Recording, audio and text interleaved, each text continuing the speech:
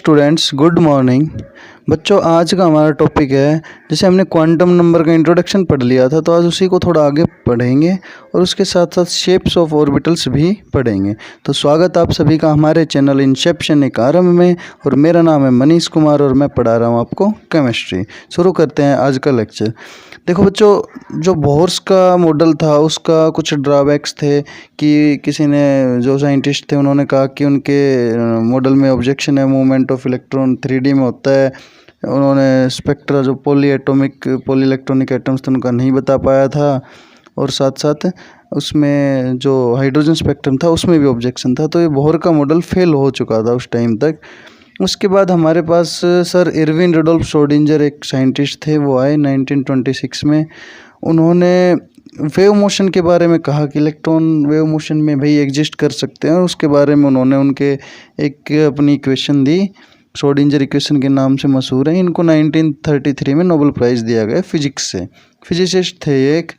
तो Schrodinger equation का, जैसे हमने पिछले लेक्चर में थोड़ा सा आपको बताया था, उसके साथ साथ उन्होंने श्रोडिंगर इक्वेशन के बारे में जो कहा, देखो उन्होंने कहा कि he formulated an equation called the Schrodinger equation in which electrons are treated as moving with wave like motion in 3D space around the nucleus. तो उन्होंने कहा कि जो इलेक्ट्रॉन्स है वो वेव मोशन में रहता है एटम में, न्यूक्लियस के चारों तरफ, और उसका जो सॉल्यूशन होता है वो क्वांटम नंबर से श्रोडिंगर इक्वेशन को सोल्व करने पे आता है। तो अभी क्वांटम नंबर्स क्या था कि पिछले लेक्चर मैंने आपको बताया था कि इलेक्ट्रॉन्स का एक रहने का तरीका होता है किसी भी एटम के अंदर, तो या फिर अरेंजमेंट का, कि वो कैसे, किन लाइंस में कैसे रहेगा, क्या मूवमेंट करेगा। तो ये क्वांटम नंबर्स एक तरह से एड्रेस है इलेक्ट्रॉन्स का एटम के अंदर, कि एक एटम के अंदर इलेक्ट्रॉन्स कहाँ रहते हैं, कैसे रहते हैं, किस मोशन में रहते हैं, क्या एनर्जी होती है, ये सब बताने के लिए क्वांटम नंबर का कॉन्सेप्ट दिया गया। तो 4 तरह के बेसिकली क्वांटम नंबर से हमने लास्ट लेक्चर में भी पढ़ा था कि प्रिंसिपल क्वांटम नंबर उसको n से डिनोट करते हैं, एजीमुथल क्वांटम नंबर को L से डिनोट करती हैं, लैम्डा लिखा हुआ आप L कर लेना। ये बताएगा सब एनर्जी लेवल के बारे में। n बताएगा specifies the main energy level. और एक होता है मैग्नेटिक क्वांटम नंबर, m से डिनोट करते हैं, ये ओरिएंटेशन बताता है। जबकि एक होता है स्पिन क्वांटम नंबर, ये स्पिन है भाई, s नहीं, c नहीं है, ये बताता है मूवमेंट ऑफ इलेक्ट्रॉन्स की क्लॉकवाइज हो गया एंटी क्लॉकवाइज। तो भाई सबसे पहले हम पढ़ेंगे principal quantum number n। n बताएगा हमें सेल्स के बारे में कि size and energy of an orbit shell, कि सेल का साइज या उसकी एनर्जी। जैसे n k l m n हमने पढ़ा था 1 2 3 4। जितनी n की ज़्यादा बड़ी वैल्यूज होगी उतना ही बड़ा ऑर्बिट होगा, उतनी ज़्यादा एनर्जी होगी। और अगर n ज़्यादा है तो उसका डिस्टेंस भी न्यूक्लियस से बढ़ जाएगा। सीधी सी बात है कि n बढ़ेगा मतलब शेल नंबर बढ़ रहा है, मतलब शेल दूर जा रही है, मतलब इलेक्ट्रॉन न्यूक्लियस से दूर जा रहा है। तो ये शेल के बारे में बताएगा हमें प्रिंसिपल क्वांटम नंबर। नेक्स्ट होता है हमारे प्रिंसिपल क्वांटम नंबर में इलेक्ट्रॉन की फिलिंग। तो हमने ऑक्टेट रूल में पढ़ा होगा जब बचपन में 10th क्लास में, कि कैसे 2n² का फॉर्मूला यूज़ करते हैं कि इलेक्ट्रॉन से एक शेल में कितने आ सकते हैं। तो 2n² से n मतलब होता है शेल नंबर, कि n1 n2 n3 n4 n5। तो ऐसे n2n² में जब n की वैल्यू पुट करेंगे तो हम मैक्सिमम इलेक्ट्रॉन्स निकाल सकते हैं किसी एक शेल के लिए। जैसे k शेल में मैक्सिमम 2 इलेक्ट्रॉन, l में मैक्सिमम 8 इलेक्ट्रॉन, m में मैक्सिमम 18 इलेक्ट्रॉन, n में मैक्सिमम 32 इलेक्ट्रॉन।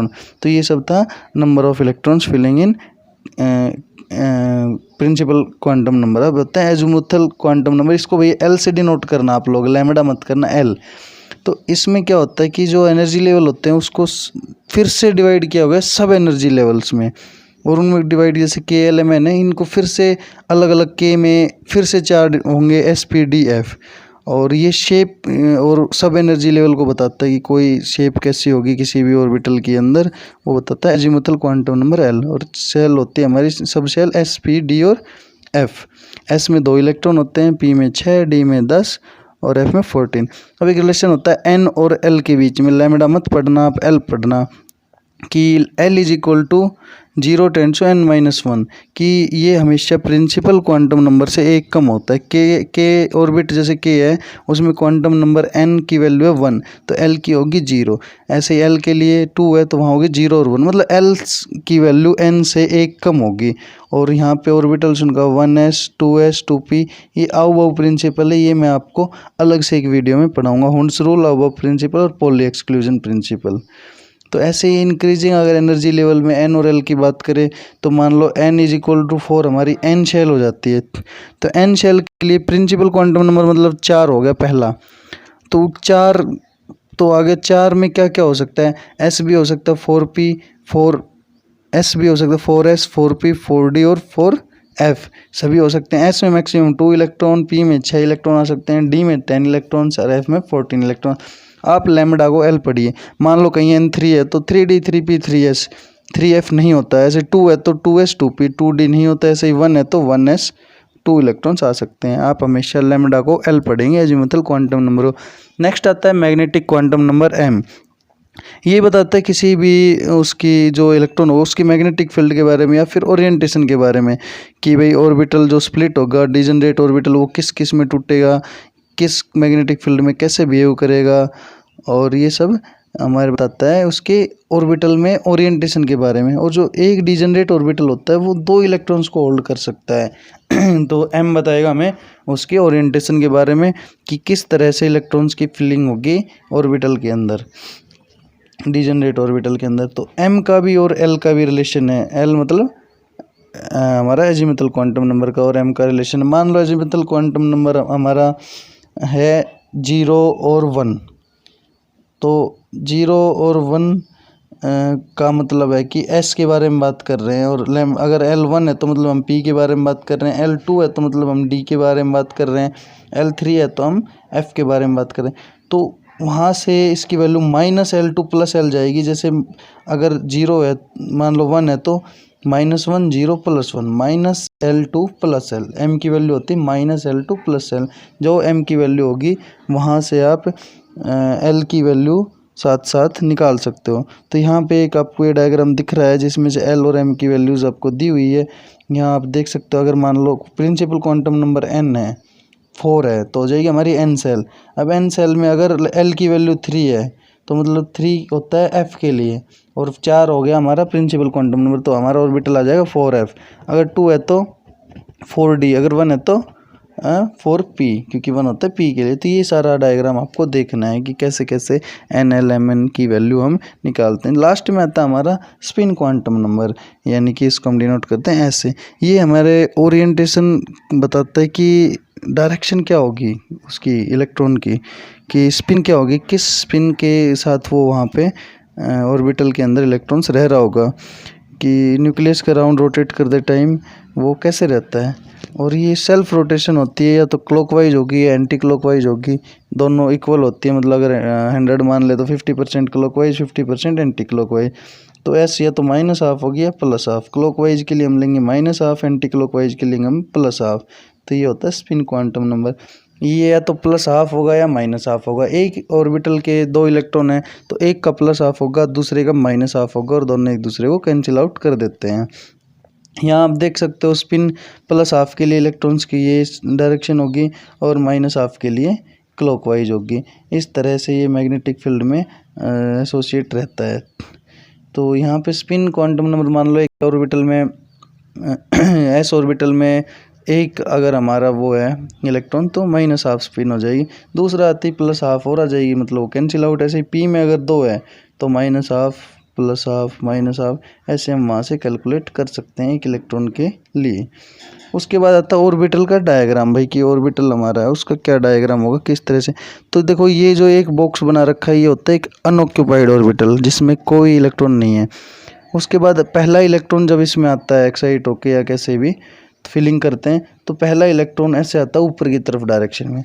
जो दूसरा आएगा तो वो पैरेलल ना आके उसकी अपोजिट डायरेक्शन में आएगा, मतलब इसकी स्पिन अगर +½ है तो दूसरा -½ स्पिन का आएगा। यही स्टेबलाइजेशन का उसका रूल है, अगर पैरेलल आया तो वो एग्जिस्ट नहीं कर पाएगा। तो ऑर्बिटल के डायग्राम में हम ऐसे रिप्रेजेंट करते हैं स्क्वायर बॉक्स में इलेक्ट्रॉन्स को, पहले क्लॉकवाइज फिर एंटी क्लॉकवाइज, या पहले एंटी क्लॉकवाइज फिर क्लॉकवाइज, दोनों अपोजिट स्पिन के होंगे। तो अगर एनर्जी डायग्राम देखें तो यहाँ पे आपको दे रखा है कि ऑर्बिटल की फिलिंग कैसे k shell, l shell, n shell के लिए कर रखी है। k शेल में 1s² में पहले इलेक्ट्रॉन ऊपर जाएगा फिर नीचे। l शेल में देखो s के लिए है फिर p के लिए है, फिर एम शेल में देखो एस के लिए, पी के लिए, डी के लिए, फिर एन शेल में एस, पी, डी, एफ के लिए, चारों के लिए। इधर इनके कॉन्फ़िगरेशन लिखे हुए हैं 1s2, 2s2, 2p6, 3s2, 3p6, 3d10, 4s2। ये सब आपने 10th क्लास में पढ़ लिए होंगे। उसके बाद आता है ऑर्बिट क्या होता है। तो देखो डेफिनेशन बहुत सिंपल सी है। The circular path of an electron around the nucleus is called an orbit. जो बोर ने जिसको सेल बताया था, सेल में इसको जिसने ऑर्बिट बोल दिया कि कोई सर्कुलर पाथ होगा न्यूक्लियस के अराउंड जिसमें इलेक्ट्रॉन घूमते हैं, मतलब इलेक्ट्रॉन जिस पाथ में घूमते हैं न्यूक्लियस के अराउंड उसको कहते हैं ऑर्बिट। और ऑर्बिट और शेल होते हैं उनको हम के एलिमेंट से डिनोट करते हैं। एक तरह से जो बोर मॉडल में शेल थी वो इन्होंने यहाँ पे उसको ऑर्बिट का नाम दे दिया। तो ऑर्बिट के बाद जो हमारा हम पढ़ेंगे शेप्स के बारे में कि भाई किस तरह से ऑर्बिट्स की शेप होती है, क्या होते हैं। तो देखो इलेक्ट्रॉन क्लाउड होती है, वो शेप बनाती है कोई एक इलेक्ट्रॉन होता है उसका एक क्लाउड होता है कि अकेला इलेक्ट्रॉन ये नहीं कि एक पॉइंट है और ये आगे, जिस तरह से एक पॉइंट चार्ज के इलेक्ट्रिक फील्ड और मैग्नेटिक फील्ड होती है अगर मोशन में होता है, ऐसे ही उसका भी हमारी जो इलेक्ट्रॉन है उसकी एक इलेक्ट्रॉन क्लाउड होती है जिसमें उसका इफेक्ट हम मेज़र कर सकते हैं, कंसिडर कर सकते हैं। तो वो इलेक्ट्रॉन क्लाउड ही उसकी शेप डिसाइड करती है। तो डेफिनेशन अगर देखें तो cloud showing the probability of finding electron in terms of charge cloud around the nucleus is called electron cloud. कि इलेक्ट्रॉन क्लाउड वहाँ होगी जहाँ मैक्सिमम प्रोबेबिलिटी होगी हमारे इलेक्ट्रॉन्स को पाने की, इलेक्ट्रॉन्स को ढूंढने की।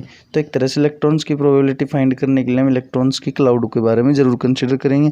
अब एटॉमिक ऑर्बिटल होते हैं, इनकी शेप्स पे बात करेंगे। तो जो एस ऑर्बिटल होता है, हमारे 4 ऑर्बिटल थे, एस, पी, डी, एफ सब शेल्स बोला गया है जिनको, जो कौन बताता है अजीमुथल क्वांटम नंबर। अगर अजीमुथल क्वांटम नंबर 0 है तो मतलब एस, 1 है तो पी, 2 है तो डी, 3 है तो एफ। इन सभी की अपनी अपनी शेल है। एस ऑर्बिटल स्फेरिकल शेप होता है, सिमेट्रिकल, बिल्कुल स्फेरिकल। पी होता है डम्बेल शेप। डी ऑर्बिटल होता है क्लोवर लीफ शेप। और एफ ऑर्बिटल होता है डबल क्लोवर लीफ शेप। हम आगे डायग्राम में इनको देखेंगे कि किस तरह से इनकी शेप्स की अरेंजमेंट होती है। देखो एस ऑर्बिटल होता है स्फेरिकल, सिमेट्री होती है बिल्कुल स्फेरिकल। आप सभी ने स्फीयर देखा है, सब जानते हो। तो अगर एल की वैल्यू 0 और एम की वैल्यू 0 है, एल 0 इसका मतलब क्या है। सबसे पहले एल 0 है इसका मतलब है एस ऑर्बिटल, कि एस के बारे में बात कर रहा है। अगर एम भी 0 है तो मतलब मैग्नेटिक क्वांटम नंबर भी 0, तो उसका मतलब बिल्कुल सिमेट्रिकल है, उसमें कोई वो नहीं है कि आप इसका ओरिएंटेशन किसी एक साइड होगा या किसी एक साइड वो डोमिनेट करेगा। तो ये सारी है स्फेरिकल शेप एस ऑर्बिटल की। आप लैम्डा को हमेशा एल पढ़ेंगे और इसका नाम क्या होगा, एजीमुथल क्वांटम नंबर। उसके बाद आते हैं पी ऑर्बिटल के। अब देखो पी के लिए जो एल की वैल्यू हो जाती है वो होती है 1। पी के लिए एल की वैल्यू हो जाती है 1 एजीमुथल क्वांटम नंबर की। तो अगर एल की वैल्यू 1 है तो एम की वैल्यू क्या होगी, -L2 + L। तो -L2 + L जाएंगे तो 1 है तो -1 0 + 1, ये तीनों नंबर्स आते हैं ना बीच में, तो एम की वैल्यू होगी -1 0 + 1। तो देखो इसकी 3 ओरिएंटेशन हो सकती है, PXY, PYZ और PZX। इनको अलग अलग हमने दिखाया हुआ है सिंगल करके, लेकिन जब इनको कंबाइंड कलेक्टिवली दिखाएंगे तो लास्ट वाली पिक्चर में आप देख सकते हो। उसके बाद आता है डी ऑर्बिटल। डी ऑर्बिटल में एल की वैल्यू क्या होगी भाई, एजीमुथल क्वांटम नंबर होता है 2, डी के लिए 2। अगर 2 है तो एम की वैल्यू हो जाएगी -2 -1 0 +2 +1 और +2। तो इस तरह से इसके जो डायग्राम होते हैं, जो शेप्स होती है वो इस तरह से दिखाई गई है। dx² y² dz² dxy dzx और dyz। तो इन सभी के कोऑर्डिनेट आपस में इनके क्लाउड वो होके आपस में कोइंसाइड करेंगे और इनकी शेप डिसाइड करेंगे। अब एफ में आ जाओ तो एफ के लिए एजीमुथल क्वांटम नंबर एल की वैल्यू होती है 3, तो एम की वैल्यू हो जाएगी -3 -2 -1 0 +1 +2 +3। देखो 7 वैल्यू होती है, 2n + 1 हो जाती है, 2l + 1 होती है number of azimuthal quantum numbers.